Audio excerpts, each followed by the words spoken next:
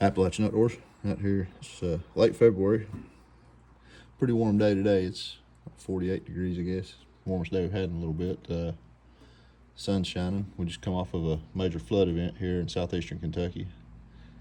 Went straight from the next day from flooding to about 4 or 5 inches of snow and ice, and worked a lot of hours in the last week. I think I had 96 hours last week, and laid around the house, rested up this weekend.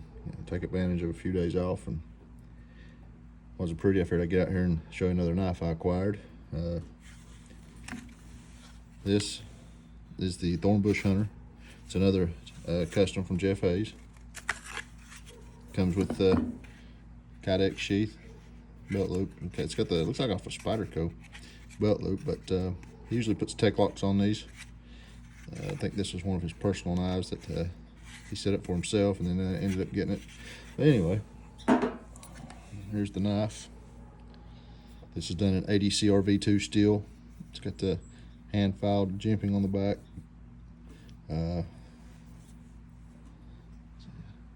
Really high quality knife. These are 58 to 59 Sirocco hardness on this. It's ADCR V2 steel, 4 1/4 inch blade, like 8.6 inches overall length. It's got removable G10 handles. It's got his acid wash finish on it. It's a high saber grind, solid knife. Feels like it's indestructible. I mean, it's 5/32 inch thick, I believe it is. Now, when you get these knives, he normally don't put a sharpened spine on them. He don't like to do that. I like a knife with a 90-degree spine, so I done it myself once I got the knife. Took a belt sander to it. My buddy did. He's pretty good at that. I've got it, but my hand's not as steady as his. But he put me a 90-degree spine on it, run it across that belt sander. And we took some gum glue and put back over the back spine of the blade to protect it. Then I took the edge on these. He makes them a little thick. He wants them to be tank proof. I mean, he wants them to be able to cut you out of an airplane if you had to or whatever. I mean, these are serious knives. I like mine a little thinner and a little more slicey. So about 10 minutes with the diamond stones, and I put a hair popping edge on it. It's a lot sharper than it was. Not that his wasn't sharp, it was just a thicker angle than what I like. But I don't have a problem with that. That's my preference, to have a little thinner edge, so I took it down myself. I love Jeff's knives. They're great knives, solid knives. These are knives you could hand down to your kids and grandkids. Knife you don't have to worry about breaking out here. Anyway, I've got the Kydex ferro rod holder, the loop to add onto this Kydex. I've got it ordered. It should be here. It's in orange. Should be here in a day or two. It'll attach on here. But yeah, I may go with a little bit instead of this. I may go with a leather dangler for it, or belt loop. You know, let it ride a little higher. I'm not really crazy about having the knife, the handle up so high it digs into my side. I like it down. I like the top of my handle to be right around my belt. But we'll work on that later. That's all my preferences and my modifications. There's nothing wrong with the way Jeff does his stuff. It's awesome work. We're gonna play around with it a little bit. Let's see if I find a little piece of wood to whittle on here.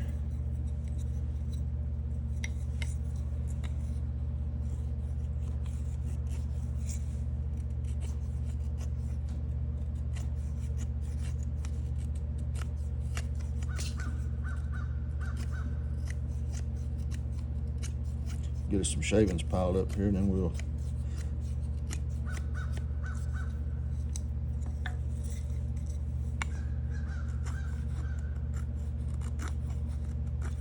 see if we can get us a fire going with it. You guys need to get on over. I'll post a link in the description to Jeff's Facebook page. Go over and check him out. He's a great guy. Does great work. Stands behind his work. You'll not find a nicer guy. Very humble, willing to work with you and deal with you.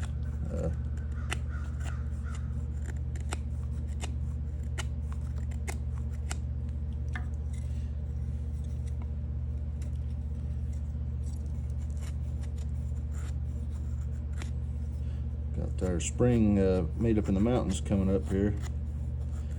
It's the last weekend in May, first day of June, here at Letcher County at Fish Pond Lake, Kentucky. It's an awesome event. You can get a chance, you need to ride out and hang out with us. It's a free event. A lot of great people, a lot of great food. Meet some interesting people, and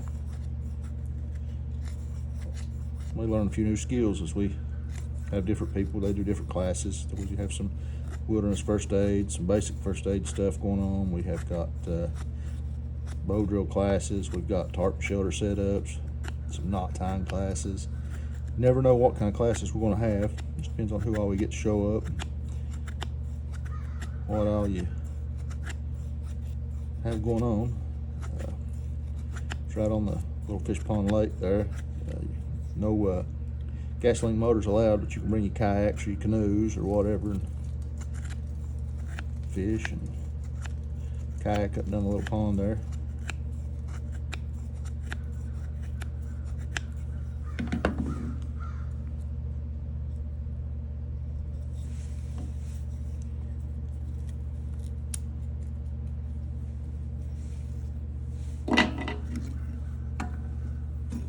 Get this old piece of this cedar wood here and play with it a little bit.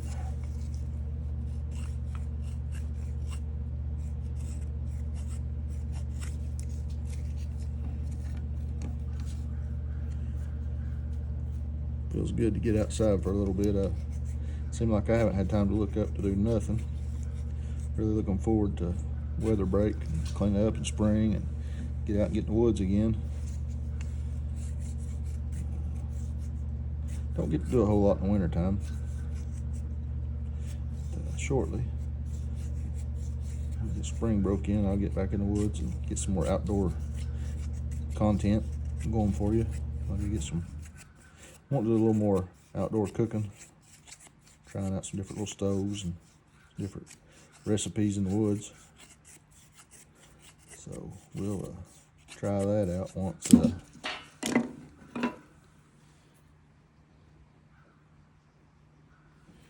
we get more time into the woods and I can start getting some more time off. It's just a really busy time of year for me, for the transportation cabinet, and snow and ice is a big thing for us.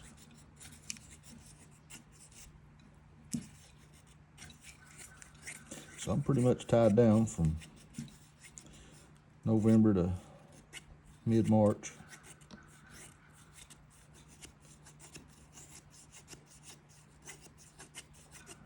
And this knife really slices and dices and does all sorts of things here.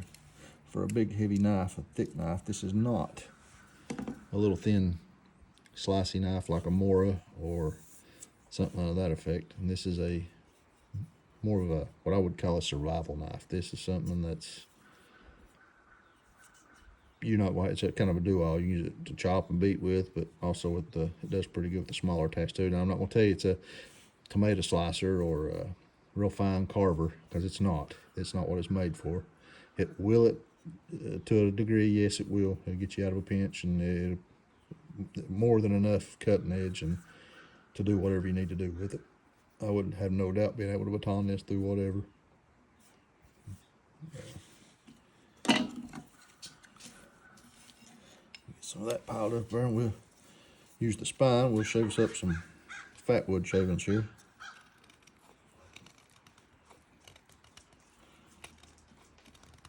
So we get some of that piled up. I love fat wood stuff here though. In this old pine pitch soaked fat wood, it takes a spark really well, burns really good. Put that right in there. You can see it shaves it right off there.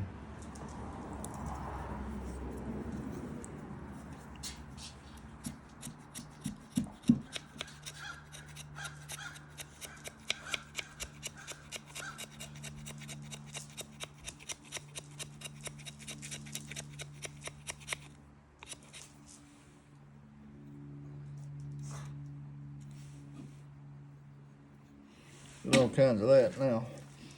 Let's hit it with the ferro rod. See how it does.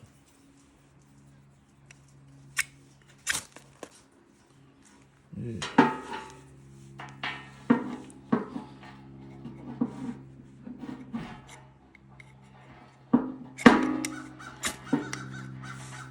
Get a hold of it here.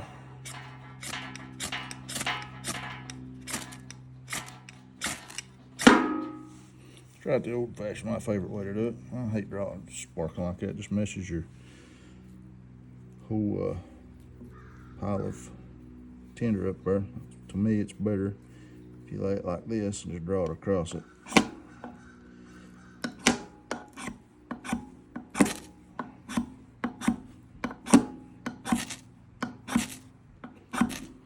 This ferro rod works, but it's one of those cheap Amazon ferro rods. It doesn't throw really good sparks, but it works. I like trying out different ferro rods and different equipment, but there you go. This is the Jeff Haze Thorn Bush Hunter. Check him out on Facebook. Link will be in the description. If you like this content, give me a like and a sub if you haven't already. Appalachian Outdoors out. God bless.